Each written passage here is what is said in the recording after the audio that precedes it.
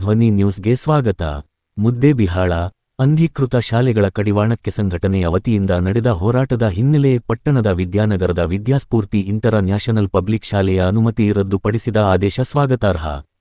ಶಿಕ್ಷಣಿಲಾಖೆಯ ದಿಟ್ಟ ಅಧಿಕಾರಿಗಳಿಗೆ ಮತ್ತು ಹೋರಾಟಕ್ಕೆ ಬೆಂಬಲಿಸಿದ ಬಡಾವಣೆಯ ನಿವಾಸಿಗಳಿಗೆ ನಮ್ಮ ಸಂಘಟನೆಯ ವತಿಯಿಂದ ಧನ್ಯವಾದಗಳನ್ನು ಅರ್ಪಿಸುತ್ತೇವೆ ಎಂದು ದಲಿತ ಸಂಘರ್ಷ ಸಮಿತಿಯ ಚಂದ್ರಕಾಂತ ಕಾಡ್ಕೊಳ್ಳಿ ಬಣದ ಜಿಲ್ಲಾಧ್ಯಕ್ಷ ಬಾಲಚಂದ್ರ ಹುಲ್ಲೂರ ಹೇಳಿದರು.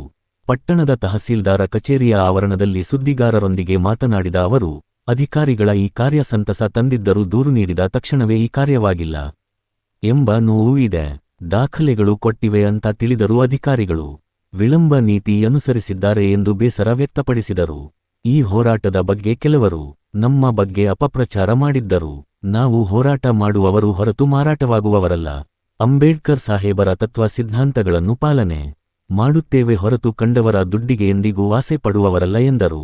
ಸಂಘಟನೆಯ ತಾಲೂಕು ಅಧ್ಯಕ್ಷ ರಮೇಶ ದೊಡಮನಿ, ರಾಜ್ಯ ಹೋರಾಟಗಾರ ದುರ್ಗಪ್ಪ ದೊಡಮನಿ, ಡಿಎಸ್ಎಸ್ನ ಅಂಬೇಡ್ಕರ್ ಸೇನೆಯ ಜಿಲ್ಲಾ ಉಪಾಧ್ಯಕ್ಷ ಬಸವರಾಜ ಕಟ್ಟಿಮನಿ, ತಾಳಿಕೋಟೆ ತಾಲೂಕು ಅಧ್ಯಕ್ಷ ಗೋಪಾಲ ಕಟ್ಟಿಮನಿ ಮಾತನಾಡಿ, ಅಧಿಕಾರಿಗಳು ಸ್ವಯಂ ಪ್ರೇರಿತರಾಗಿ ಮಾಡಬೇಕಾದ ಕಾರ್ಯಕ್ಕೆ ಹೋರಾಟ ಮಾಡಬೇಕಾಯಿತು. ಇಂತಹ ಅಕ್ರಮ ಶಾಲೆಗಳು ಮತಕ್ಷೇತ್ರದಲ್ಲಿ ಸಾಕಷ್ಟಿವೆ. ಈ ಬಗ್ಗೆ ಅಧಿಕಾರಿಗಳಿಗೆ ಮಾಹಿತಿ ಇದ್ದರೂ ಕ್ರಮಕ್ಕೆ ಮುಂದಾಗದೆ ಅಧಿಕಾರವನ್ನು ತಮ್ಮ ಮನಬಂದಂತೆ ದುರ್ಬಳಕೆ ಮಾಡಿಕೊಳ್ಳುತ್ತಿದ್ದಾರೆ.